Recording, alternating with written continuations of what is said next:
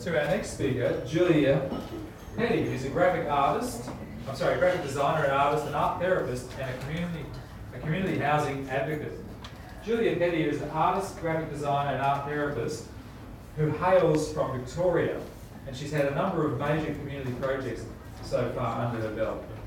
She moved 21 times since the Black Saturday bushfires, so she's passionate about finding real solutions to the current housing crisis on our beloved Sunshine Coast and in its hinterland. Julia argues that genuinely affordable housing underpins true social sustainability. Julia formed the community group CHASM, Compassionate Housing Affordability Solutions Maleny, in 2016, pulling together a highly skilled team to find affordable housing solutions beginning in Maleny. Tonight, she'll tell us more about her tiny home project.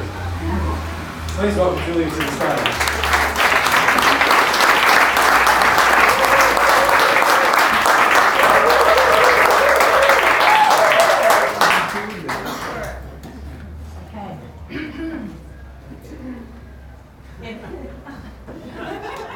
So, housing affordability. It's on the lips of every politician. What's being done about it? We need genuine housing affordability. And for people on a pension, that's like a rent of $100 a week. It's not a $250,000 home. This is Black Saturday bushfires, and I drove away from that. That's what it looked like.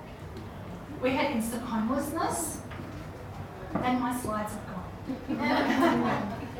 So, instant homelessness, thousands of homes were burnt down. There were 34 homes left standing in Marysville. So, you can imagine what do people do? Suddenly we have a dislocated society. I'm talking a lot more about the slide than I was going to.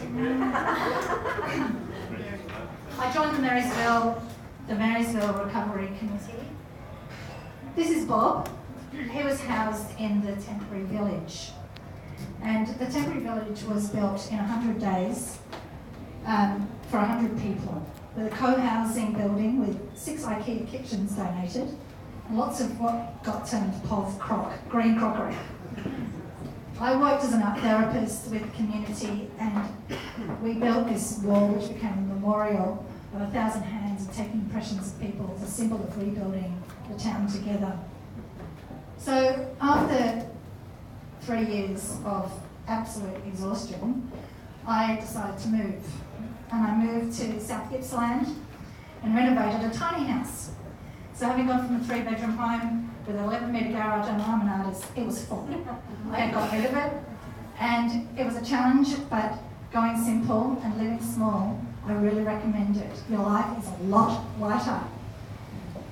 Life took me to Maleny, and I love it. And unfortunately, at the moment, I can't afford to live there, so I've left, but my heart is there. I worked at the Maleny Neighbourhood Centre in the Housing Conversations in 2015 and helped follow up and steer several community groups. This is the spare rooms group which was set up. There are over 9 million spare rooms in Australia, which could be housing 105,000 million. Now how many? 105,000 people who are homeless. And during this time, I have been house sitting for 4 years, and I've moved 21 times. And being an artist, I ended up bringing all my stuff up from Victoria, thinking I was going to find somewhere. And I have to find places to put paintings and boxes, and this lady, beautiful Natalie, took me in her spare room. We developed, a group of us, 3 or 4 of us, kept talking regularly, and we decided that compassion needed to be in our new acronym, and we made a submission to the Queensland state government's housing strategy, and compassion was our #1 recommendation from the top. The tightest rental market in the Sunshine Coast hinterland. It has gone from 10% vacancy rates to 0.9% over 5 years. We raised $1,240 in Homeless Persons Week last year with a swag on the ground outside the IGA. and asked people what would they pay to not sleep rough. And women over 55 are the fastest growing group of homeless people in Australia, which is double that of the UK. So the Sunshine Coast Council's affordable living strategy, 7 principles of affordable living, says that we need a mix of housing diversity so that people of all income levels can afford to live in the neighbourhood of their choice. And CHASM's project, we hope, will help them achieve that. We have presented several projects to Council, the display village of tiny houses, which they are keen on, and so watch this space. The co-housing village of tiny houses, they said that's a bit harder. So regulations are regulations, but we discovered in the website that there are secondary dwellings that you can now have, and regulations have changed. So Ben referred to not being able to granny flat. You can have 90 square metres secondary dwelling on a rural residential, on a rural property, and a 60 square metre small dwelling, secondary dwelling on an urban footprint. We think that we could work with the Sunshine Coast Council on a campaign, an awareness raising campaign of the need to increase the supply of low cost housing, and also the benefits for people to invest in their own backyard and provide more accommodation. Our project that has been endorsed by 3 tiers of government, Homemade, Living Small and Simply, we're in the process of fundraising, seeking grants, so hence all the letters of support, and we would love more. So would you like to come and talk to me and offer more support? And fundraising is our thing, so this is our plan. How does it work?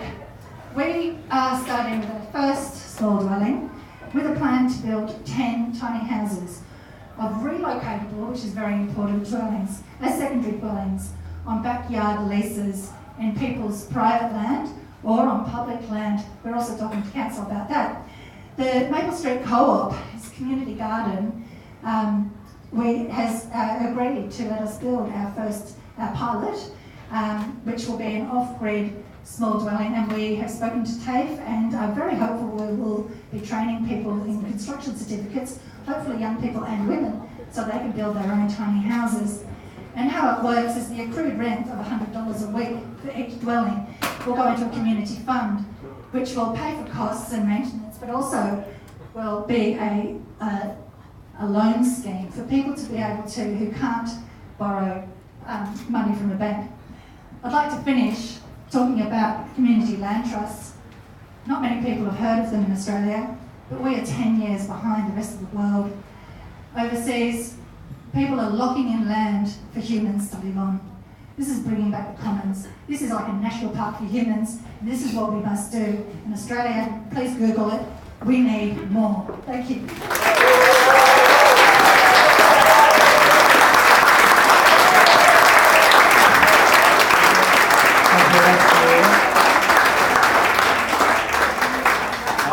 Australia, the land of the McMansion. I believe we've got the biggest houses, the architects in the room probably confirm this, globally on a per capita basis. Is that correct?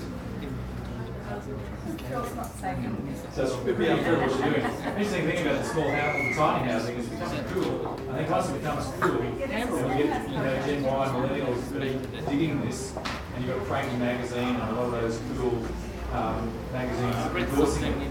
It's just a step up from my cool caravan, and I think it's going to get legs as a consequence. So, yay!